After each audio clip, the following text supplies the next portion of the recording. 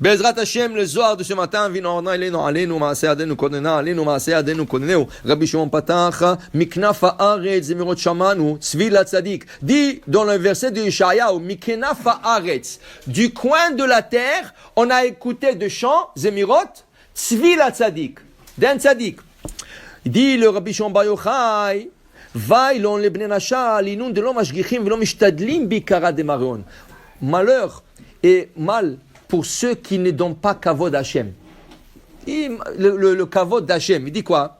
Il dit ici, velo mistaklim bikdusha ilaha litkadesha bay alma lemeve kadishim ba alma dati. Il dit, écoute, dans ce monde, il y a une paracha au milieu du livre de Vaikra, le 3e Lévitique, il y a un livre, paracha qui s'appelle Kedoshim.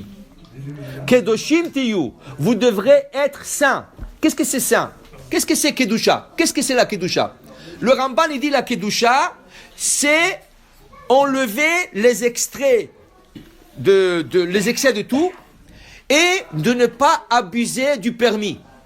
De ne pas abuser du permis. Qui veut dire? Il est permis de boire du vin.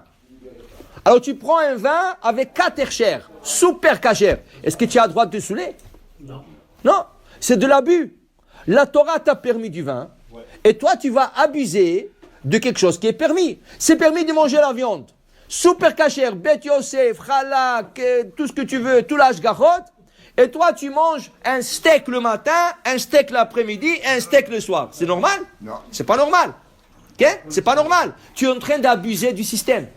Qui veut dire que même les choses que la Torah nous a permis, okay? Ça veut dire que tu n'as pas de kavod pour Hachem. Ça, c'est au niveau du ciel, c'est qu'un manque de respect. Parce que tu es en train de prendre la loi et tu es en train de l'abuser. Alors ça, il dit Rabbi Shimon bar Yochai, malheur à ceux qui n'ont pas honneur Hachem, qui n'honorent pas Hachem. Et qu'est-ce que c'est honorer Hachem? Okay? Là, Hachem te dit, Kedoshim tiyu, soyez des hommes saints. Qui veut dire, tu as mangé, tu as fait tout ce qu'il faut faire, Baruch Hachem, arrête-toi, sache comment t'arrêter et continuer. Mais tu ne te bloques pas sur la chose pour continuer à faire du mal, c'est ça? Alors il dit ici, alors qu'est-ce qu'il faut faire? Il dit ici, le verset, qu'est-ce qu'il dit? Il dit ici, Zemirot Shama'anu. On a entendu des chants, Miknafa Ares, du coin de la terre. De qui on parle? On parle du ciel. Qu'il dit, on entend du chant du coin de la terre. Le haut, il écoute le bas. Et ils entendent des chants. Quel chant? Zemirot Shamanu. Zemirot Shamanu, Zemirot Tushbachan de Knesset Israël, Kame Kucha Berichu, Balayla Bezimna, Dizdamna Kucha Berichu. C'est quoi le chant? La Torah. Comment on dit dans Arvit, dans la prière d'Arvit? Ou Balayla Shiru Imi. Mais tu es en train de faire Arvit. Mais Arvit, c'est un chant. C'est une manière, c'est une forme de chanson à Shem. Et quand le ciel, il entend ça, il dit, ah, Zemirot Shamanu, nous sommes en train d'entendre dans le ciel du chant qui vient de la terre. Ça veut dire que la prière, c'est un chant. Dans la prière Shachrit, on a Zmirot. Zmirot, c'est à partir de Hodou jusqu'à Ishtabach, on appelle cette partie Zemirot. Okay? Alors ça veut dire que notre prière, c'est un chant. Wow. C'est comme des chants. Okay? Et le ciel, il aime entendre ce chant. Il dit ici, Vekucha berichu, et Akash Baruch mishta'asha im tzadikaya began Eden. Au moment que le chant se fait sur terre, Akash Baruch est en train de se jouir avec le tzadikim dans Gan Eden. Ils sont en train d'étudier la Torah, ils sont en train d'approfondir. Okay? Ça, c'est le plaisir du autre monde. Il faut comprendre une chose. Le Maïmonide, il écrit comme ça. À la fin de livre de roi, le Maïmonide, il a des chapitres sur le roi d'Israël, comment il faut se conduire, qu'est-ce qu'il faut qu'il fasse, tout ça. À la fin de ce livre, le Maïmonide, il parle du Mashiach.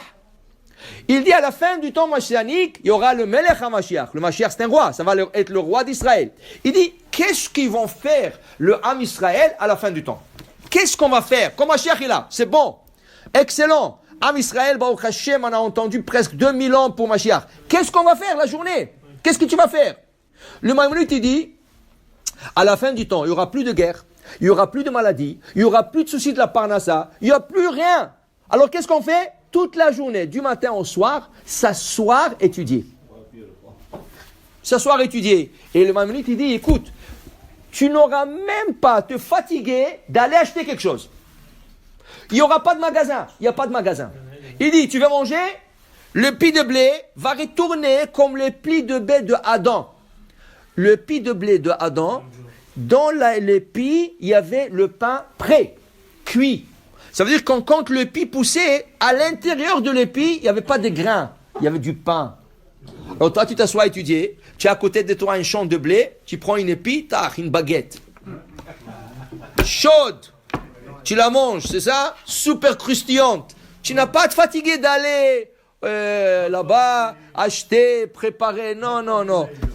Dis le Maïmonide, le coton va pousser avec un habit. Un habit. Alors tu le portes et ça te fait la taille, comme dans le désert. Dans le désert, ils n'ont jamais acheté des habits. Un habit qui sont sortis d'Égypte leur a duré 40 ans. Ils grandissaient avec eux. Le bébé, il avait petite taille et au fur et à mesure qu'il grandissait, l'habit comme la gazelle, le cerf. Le cerf, il a une peau et puisqu'il pousse, le peau s'étend sur la gazelle. Dis-le Maïmonide, tu n'auras pas de souci du tout. Tout ce que tu auras à faire, c'est s'asseoir et étudier. Dis-le Maïmonide. Alors, les gens qui l'ont compris avant que le Mashiach vienne, il vit déjà dans le temps de Mashiach. Les gens qui ont compris qu'il faut s'asseoir et étudier, ils sont déjà dans le temps de Mashiach.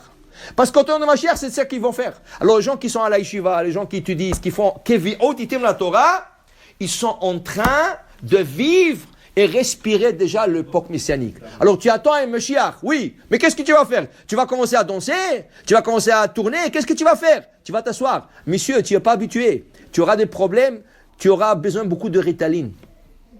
Aujourd'hui, ils donnent des Ritaline aux enfants, au contraire, ces enfants sont sadikim, c'est aux professeurs qu'il faut donner les Ritaline. Okay? Je vais vous raconter une histoire vraie, extraordinaire, vraie. Il y a un rabbi en Israël, et il y a un petit qui il se lève, et le rabbi il dit, assis-toi, mais c'était un bon élève, mais ça le dérangeait, qui s'est levé, mais il faisait pas de problème. Il appelle les parents, il leur dit, si le petit ne prend pas de Ritalin, il rentre pas en classe. Oh, tu sais, en Israël, c'est très dur de les écoles. C'est très très dur les écoles. Et les mamans, il dit, s'il te plaît, que de Ritalin maintenant, c'est un bon garçon. Oui, il me dérange. Si vous emmenez pas demain avec de Ritalin, vous n'allez pas chez le docteur en prescrit le Ritalin. Le parent n'avait pas le choix. Ils sont passés chez le docteur. Il leur a prescrit le Ritalin. Okay? Et le petit, il l'emmenait à l'école. Il le mettait dans son casier. Et le rabbi, il lui disait, tu sais, chaque jour, je vais t'envoyer pour camoufler ça. Je vais camoufler ça. Chaque jour, je vais te demander d'aller me préparer un café. Tu vas dans ton casier, tu m'emmènes un café, tu vas dans ton casier et tu prends le Ritalin. Top. 2 mois, 3 mois, on n'entendait pas, rien du tout. Tout était bien. Et le professeur était content, les parents étaient soucieux un peu, mais... Et son père, un jour, il lui dit à table de Shabbat, Yaakov, ça va, tu prends le Ritalin chaque jour? Il dit, pas de problème papa, je m'arrange. Il dit, qu'est-ce que tu fais? Il dit, chaque jour je fais le café au rabbi, je lui mets le Ritalin dedans. Et depuis, il est très gentil. Et c'était vrai. Il mettait le Ritalin au professeur et le professeur s'est calmé. C'est au professeur qu'il faut donner le Ritalin, c'est pas aux enfants.